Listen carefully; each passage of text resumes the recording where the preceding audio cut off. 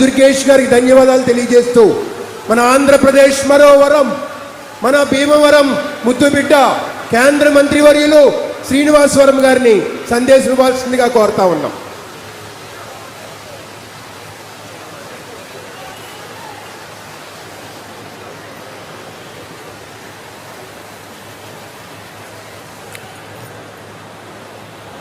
ఆంధ్రప్రదేశ్ రాష్ట్ర ఉప ముఖ్యమంత్రి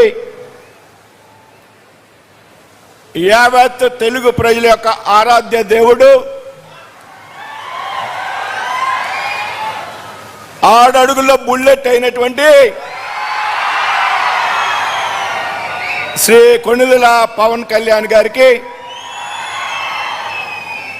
రాష్ట్ర మంత్రివర్యులు కందుల దుర్గేష్ గారికి, పార్థసారథి గారికి, ఉపసభాపతి కనుమూరి రఘురామ కృష్ణరాజు గారికి, వేదిక మీద ఆశీనులైనటువంటి శాసనసభ్యులకు, శాసన మండలి సభ్యులకు, ఇతర ప్రజాప్రతినిధులకు, జిల్లా కలెక్టర్ గారికి, జాయింట్ కలెక్టర్ గారికి, ఇరిగేషన్ శాఖకు సంబంధించినటువంటి అధికారులకు అందరికీ కూడా పేరు పేరున నమస్కృతులు తెలియజేస్తున్నాను. మిత్రులారా, వేదిక మీద పెద్ద ఎత్తున ఆశీనులైనటువంటి కూటమికి చెందినటువంటి జన సైనికులు, తెలుగుదేశం భారతీయ జనతా పార్టీ కార్యకర్తలుగా అందరికీ కూడా వినమ్రపూర్వక నమస్కారాలు తెలియజేస్తున్నాను. మిత్రులారా, ఇవాళ ఏదైతే పూర్వం ఉభయ గోదావరి జిల్లాలు ఉన్నాయో, ఈ ఉభయ గోదావరి జిల్లాలకు సంబంధించి దాహార్తిని తీర్చేటువంటి ఒక అద్భుతమైనటువంటి కార్యక్రమానికి ఇవాళ పెరవల్లో శ్రీకారం చుట్టడం జరిగింది అనేటువంటి విషయాన్ని సంతోషంగా మనందరూ కూడా స్వీకరించాల్సినటువంటి అవసరం ఉంది. మిత్రులారా, పెద్ద ఎత్తున నీరు అందుబాటులో ఉన్నప్పటికీ ఏదైతే రక్షిత మంచినీరు లేనటువంటి పరిస్థితి మన ప్రాంతంలో ఉన్నది, ఏదైతే ఆక్వా కల్చర్ కారణంగా నీరు కలుషితమైన ఉన్నది పెద్ద ఎత్తున ఈ ప్రాంతంలో అనేక సంవత్సరాలుగా మంచినీటి కోసం పరితపిస్తున్నటువంటి ప్రాంతం ఇది. అంటే అటువంటి ప్రాంతంలో ఈవేళ పెద్ద ఎత్తున దాదాపు 3050 కోట్లతో ఇవాళ ఒక శుద్ధి చేసినటువంటి నీటిని గ్రామీణ ప్రాంతాల్లో గ్రామాలకు ఇంటింటికి అందించేటువంటి ఒక బృహత్తరమైనటువంటి కార్యక్రమానికి ఇవాళ పవర్ స్టార్ పవన్ కళ్యాణ్ గారి నేతృత్వంలో శ్రీకారం చుట్టబడతా ఉంది. మిత్రులారా, ఏదైతే కేంద్ర ప్రభుత్వం నరేంద్ర మోడీ గారి ఆధ్వర్యంలో ప్రవేశపెట్టినటువంటి పథకం జల జీవన్ మిషన్ పథకం కింద దేశంలో అన్ని గ్రామాల్లో ప్రజల యొక్క దాహార్తిని తీర్చి ఇంటింటికి కుళాయి నీరు ఇవ్వాలనేటువంటి ఒక ఆలోచన దేశంలో పెద్ద ఎత్తున ఈ కార్యక్రమం అమలైనప్పటికీ కూడా